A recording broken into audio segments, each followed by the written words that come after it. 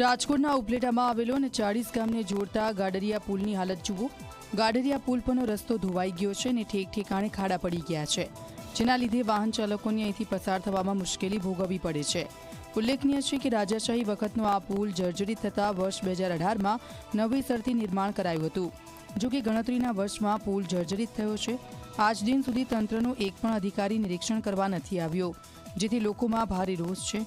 જો વહેલી તકે પુલનું સમારકામ નહીં થાય તો મોટી દુર્ઘટના સર્જાઈ શકે છે।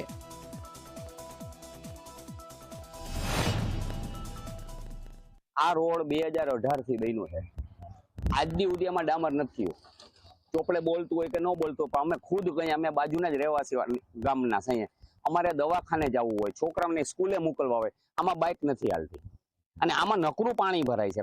તો રસ્તો બહુ બેકાર છે, બહુ ખાડા પડી ગયા છે। તો કેટલી વખત પડી છે અને કેટલા માણસોને ઉભા પણ કરવા પડે અમારે, અને અમે પણ પડી છે। બહુ મોટા ખાડા પડી ગયા છે। અરે નિશાળ વાળાઓને ભાઈ 4 વ્હીલ હોય તો મૂકવા જઈ શકે, ટુ વ્હીલમાં કોઈ જઈ શકતું નથી।